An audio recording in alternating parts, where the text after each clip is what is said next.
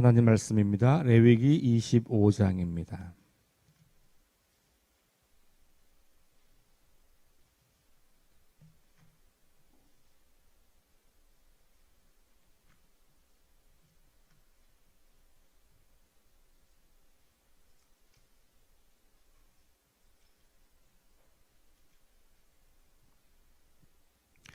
레위기 25장 13절부터 22절까지입니다. 다 함께 말씀을 봉독합니다. 이 희년에는 너희가 각기 자기의 소유주로 돌아갈지니라. 내 이웃에게 팔든지 내 이웃의 손에서 사거든 너희 각 사람은 그의 형제를 속이지 말라. 그 희년 후의 연수를 따라서 너는 이웃에게서 살 것이요 그도 소출을 얻을 연수를 따라서 내게 팔 것인즉 연수가 많으면 너는 그것의 값을 많이 매기고 연수가 적으면 너는 그것의 값을 적게 매길지니 곧 그가 소출의 다소를 따라서 내게 팔 것이라. 너희 각 사람은 자기 이웃을 속이지 말고 내 하나님을 경외하라. 나는 너희의 하나님 여호와이니라. 너희는 내 규례를 행하며 내 법도를 지켜 행하라. 그리하면 너희가 그 땅에 안전하게 거주할 것이라. 땅은 그것에 열매를 내리니 너희가 배불리 먹고 거기 안전하게 거주하리라. 만일 너희가 말하기를 우리가 만일 7째 해에 심지도 못하고 소출을 거두지도 못하면 우리가 무엇을 먹으리요 하겠으나 내가 명령하여 6째 해에 내 복을 너희에게 주어 그 소출이 3년 동안 쓰기에 족하게 하리라. 너희가 8째 해에는 파종하려니와 묵은 소출을 먹을 것이며 9째 해에 그 땅에 소출이 들어오기까지 너희는 묵은 것을 먹으리라. 아멘. 네, 오늘 읽은 말씀은 희년법의 실제적인 적용에 관한 내용을 다루고 있습니다. 12절 우리 어제 보았던 말씀에 주로 안식일법을 보았습니다만 어제 8절부터 희년법이 나오게 되었고 8절부터 12절까지가 희년법에 대한 어떤 그 객관적인 설명 혹은 희년법은 이런 것이다 라고 하는 선포가 된다면 13절부터 마지막 절까지는 희년법을 어떻게 적용할 때 실제로 나타나는 일들을 이야기를 하는 것이죠. 희년법에서는 크게 세 가지가 중요한데 하나는 땅, 토지를 거래하는 것, 또 땅을 쉬게 하는 것, 먼저 이런 거, 그 다음에 땅을 돌려주는 거, 이런 거고, 그래서 이제 땅을 가난해서 땅을 팔 수밖에 없었던 사람들에게 그 땅을 부당하게 사들이지 말아라. 이렇게 이야기하는 거예요. 오늘 이 말씀은 내일 볼 말씀에서는 그 땅을 다시 되물으는 팔았지만 다시 되물게 되는 그런 경우, 그 다음에 마지막 부분에서는 이제 사람을 속량하는 거 이렇게 나와 있는 이야기예요. 오늘은 이제 이 땅을 거래하는 문제에 대한 이야기를 하고 있습니다. 희년에는 모든 이스라엘 사람들이 자신의 소유주로 돌아간다. 그렇게 우리 어제 읽은 말씀에 나와 있었어요. 그러니까 이게 이제 자유를 선포하는 거고, 희년이라고 하는 말의 의미는 그 나팔을 불다는 말이에요. 이 나팔을 불다라고 하는 것은 자유가 선포되었다는 것을 의미하는 거예요.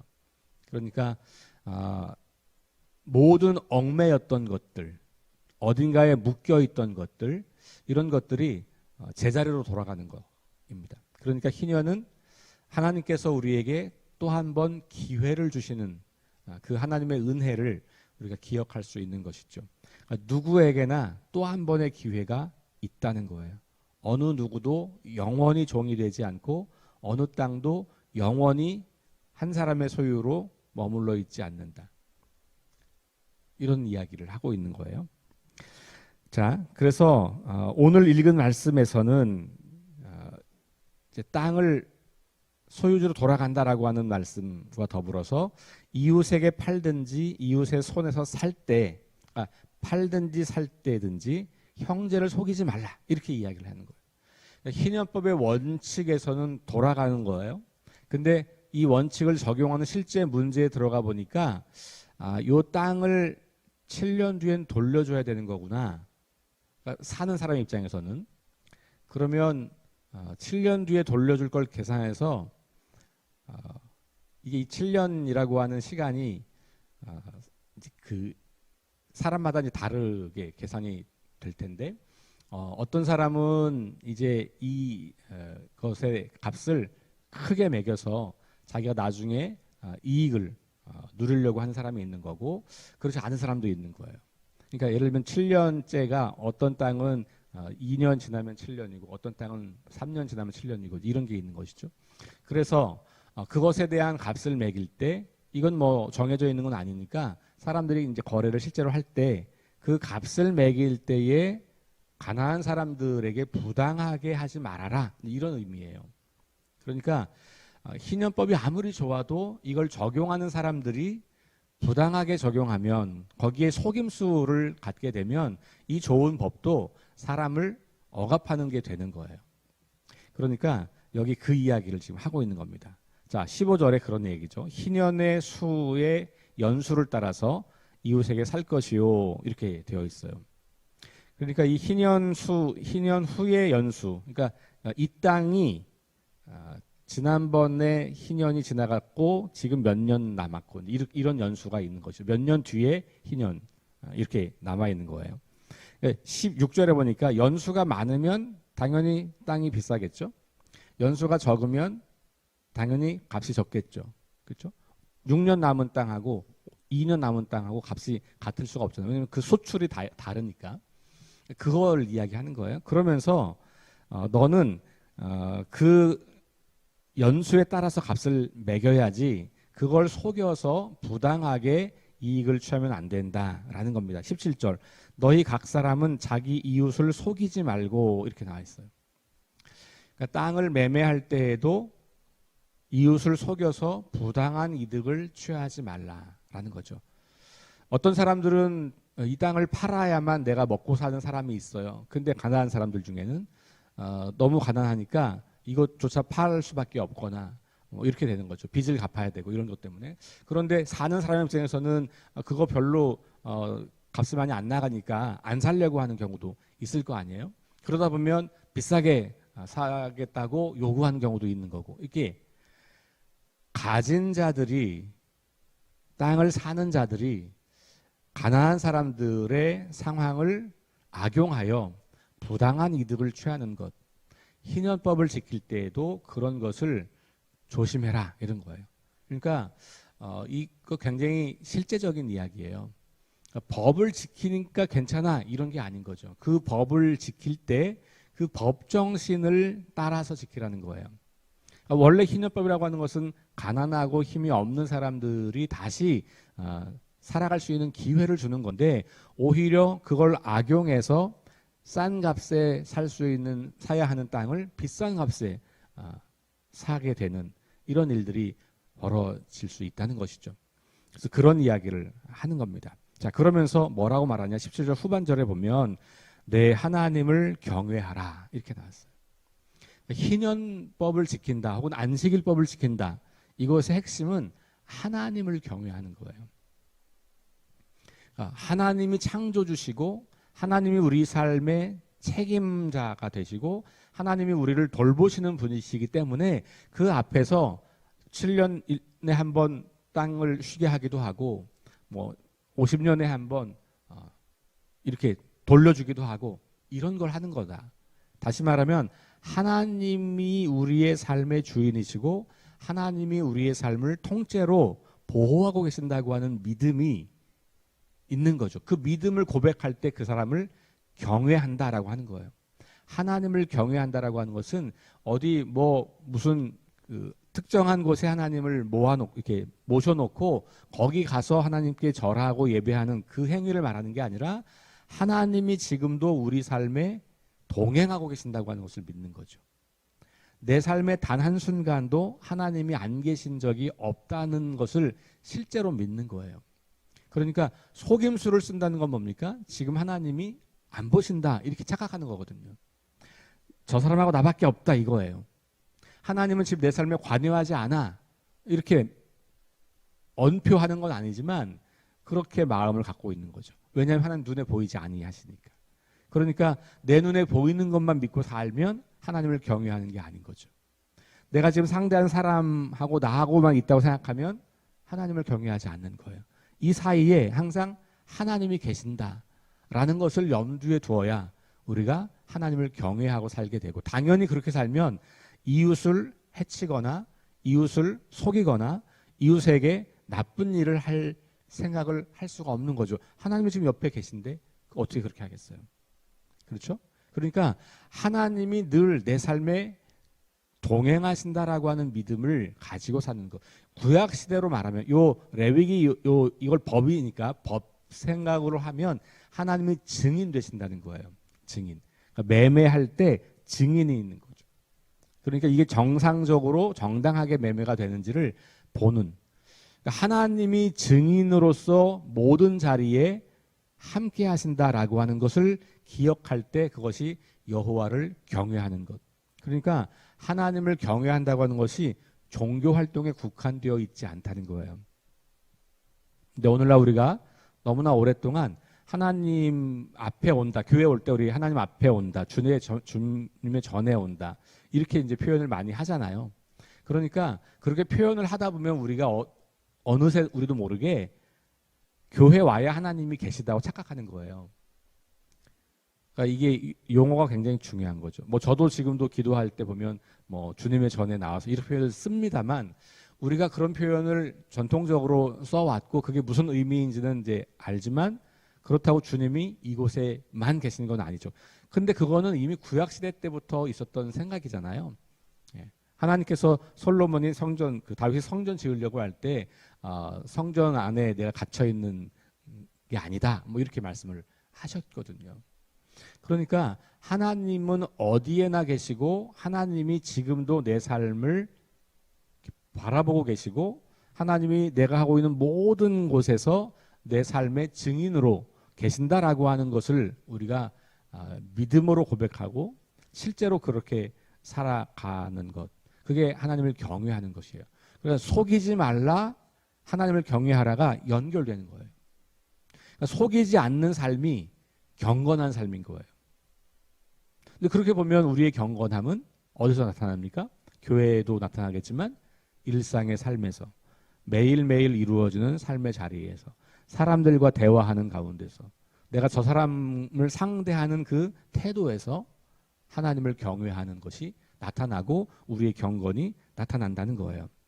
그러니까 사람을 속여서 부당한 이득을 취하려고 할 때 그것은 아무리 그가 그 돈을 많이 벌어서 그것으로 하나님께 바친다고 하더라도, 그가 종교 활동을 아무리 열심히 한다고 할지라도, 그가 막 성경을 줄줄줄 암송한다고 할지라도, 그래도 경건함에 문제가 있는 것이죠.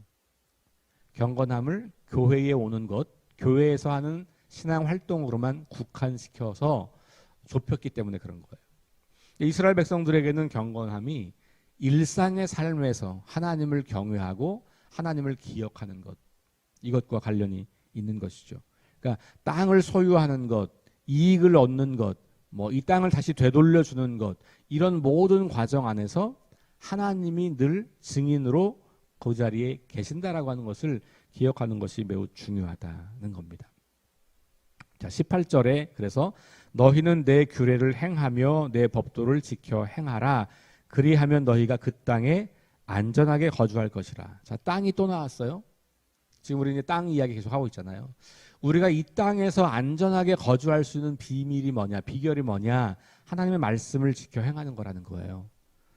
안식일, 안식년, 희년 이런 거를 잘 지키라는 거죠. 이 레위기 요 문맥에서는 지금 그 이야기를 하고 있는 거니까, 물론 그 앞에서부터 보면 무슨 많은 종류의 정결법 이런 놈들이 쭉 나오겠습니다만, 어쨌든 하나님을 경외하고 하나님께서 하신 말씀의 의미를 잘 깨달아서 그것을 잘 순종하고 살아가라. 그럴 때 우리가 그 땅에 안전하게 거주한다. 그럼 지금까지 보았던 부정적 표현의 말씀을 놓고 보면 땅이 너희를 토해낸다 라고 하는 표현이 있었잖아요. 이거 반대 표현이죠. 땅이 너희를 토해낸다. 언제? 너희가 그 땅에서 악을 행하며 하나님 말씀에 순종하지 않고 옛 사람들, 하나님 모르는 사람들이 살던 삶의 방식을 따라 살아갈 때 그때 땅이 너희를 토해낸다 이렇게 말을 했단 말이에요. 근데 똑같이 너희가 이 땅에서 하나님 말씀에 순종하여 살아갈 때 너희가 그 땅에 안전하게 거하리라. 그 땅이 너희를 토해내지 않을 것이다 라고 말을 하고 있는 것이죠. 자, 그리고 또 19절 땅은 그것에 열매를 내리니 이렇게 말했어요. 그러니까 우리가 정직하게 살고 하나님을 경외하는 삶을 살아갈 때 그때 땅이 우리가 뿌린 열매를 낸다는 거예요.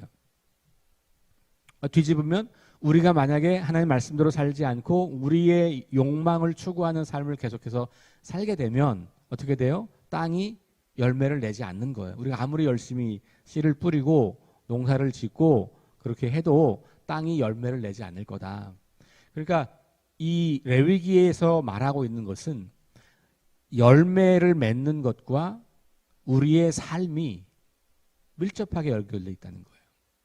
우리가 이 땅에서 안전히 거하며 풍성한 소출을 거두며 살아가는 것, 혹은 이 땅이 우리를 토해내서 땅에서 쫓겨나거나 아니면 이 땅에 열매를 맺지 않는 것이 우리의 일상의 삶을 하나님을 경외하며 사느냐, 아니면 하나님 없다고 생각하고, 물론 그렇게 생각하진 않겠지만 하나님 없는 것처럼 그렇게 내가 하고 싶은 대로 다 하면서 사느냐, 여기에 달려 있다는 거예요. 그러니까 땅과 우리의 거룩함, 땅과 우리의 신앙이 밀접하게 연결되어 있음을 오늘 본문도 역시 말하고 있는 거예요.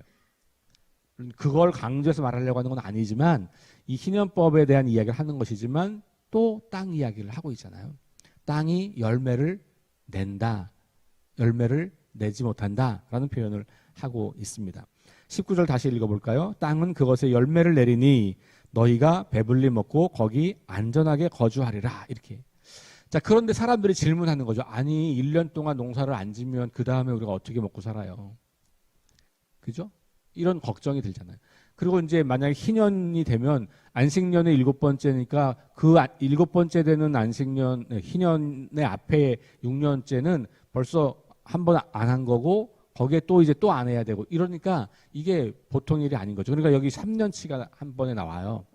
하나님께서 야 그런 거 걱정하지 마. 너희가 정말 이 땅에서 정직하게 그리고 공의롭게 그리고 사랑의 삶을 살면, 다시 말하면 하나님께서 다스리는 삶의 원리로 이 땅을 살아가면, 그래서 그것을 기념하면서 안식일도 지키고 안식년도 지키고 희년도 지키고, 그걸 통해서 너희가 하나님의 창조이심을 고백하고 하나님이 너희의 삶의 주권자임을 고백한다면 너희가 1년쯤 농사 안 져도 그래도 너희가 충분히 먹고 살 수 있는 열매를 땅이 낼 거고, 그러니 너희가 염려하지 마. 이렇게 이야기하는 거예요.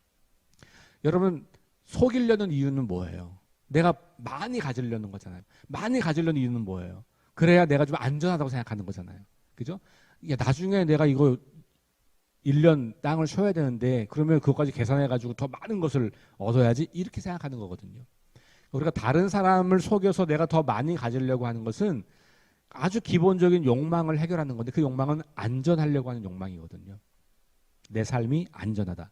근데 그 뭔가를 내가 가지고 있어야 대비를 하니까, 지금 우리도 똑같잖아요. 우리가 뭐 저축도 하고 뭐 무슨 적금도 하고 이런 것은 우리 삶의 안전함을 보장하기 위한 행동들이잖아요. 그런데 하나님께서 말씀하시는 거, 그 안전함이 너희의 소유에 있지 않다는 거예요. 땅의 소유에 있지 않다. 그 안전함은 어디에 있다? 너희의 거룩한 삶에 있다. 왜냐? 하나님이 너희의 안전을 책임져 주시는 분이니까. 그러니까 우리가 그것을 불안해하면서 내 불안함을 가지고 다른 사람을 속여서라도 내가 더 많은 것을 가지려고 하는 그 욕망을 떨쳐내라. 지금 이 희년법을 이야기하는 그 부분에서 그 이야기를 하는 겁니다. 자, 20절 만일 너희가 말하기를 우리가 만일 일곱째에 심지도 못하고 소출을 거두지도 못하면 우리가 뭘 먹고 살겠냐 이렇게 말하는 것. 당연한 질문이죠. 당연히 우리도 이렇게 불안함이 올 수 있잖아요. 그죠? 네. 그럴 때 내가 명령하여 여섯째 해에 내 복을 너희에게 주어 그 소출이 3년 동안 쓰기에 족하게 하리라. 이 표현을 잘 보세요. 내가 명령하여. 그러니까 하나님께서 명령하여 누구한테 명령할 거예요? 땅에게 하는 거예요. 땅에게. 왜냐하면 소출이 3년 동안 쓰기에 충분한 소출이 나온다는 거예요. 땅에게 명령해서. 그러니까 그 해가 되면 49년째 이때가 되면 그죠? 네. 그럼 49년 후반부, 50년, 그 다음에 51년 전반부. 이 안식년은 그 가을에 시작되는 거거든요. 그러니까 봄에 뿌린 거 가을에 거두고 가을에 시작이 되는 거니까 3년에 걸쳐서 있을 수 있어요. 그러니까 하나님께서 걱정하지 마. 내가 충분하게 그 해가 되면 이렇게 많은 열매가 맺도록 땅에게 명령한다. 이렇게 말하는 거예요. 이 땅도 하나님의 명령을 듣고 소출을 낸다고 이 사람들은 생각하는 거예요. 그러니까 결국은 땅도 하나님의 다스림과 통치 영역 안에 있다는 거고 그 땅에게 하나님 명령하셔서 그렇게 하겠다라고 하는 거죠.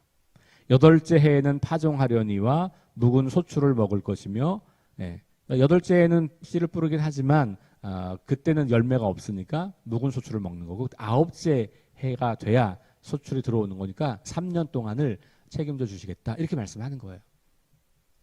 땅과 우리가 얼마나 깊게 관련이 되어 있는지 그리고 이 땅과 우리가 다 공이 하나님의 창조 세계고 하나님이 그 모든 것을 이끌어 가시는 분이라고 하는 것을 보게 되는 거죠.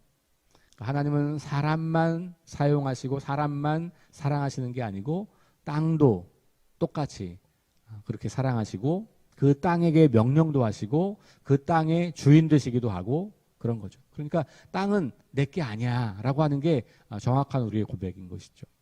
하나님 거다. 하나님이 나에게 맡기신 거고 그러니 그 땅을 가지고 내가 나의 욕심만 추구하며 살지 말고 그 땅에서 누리고 살지만 동시에 가난한 사람들을 배려하고 약자들 함부로 대하지 말고 부당한 이득을 취하려고 하지 말고 뭐 이렇게 살아가라는 거죠.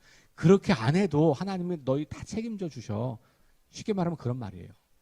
그렇게 안 해도 하나님이 너희 삶을 책임지실 거야. 이게 진짜 우리의 믿음이냐? 요거 질문하는 거죠. 오늘날 우리는 어때요? 은행 잔고가 줄어들면 불안하잖아요. 그렇죠? 땅값 떨어지면 불안하잖아요. 우리 집값 떨어지면 확 슬프잖아요.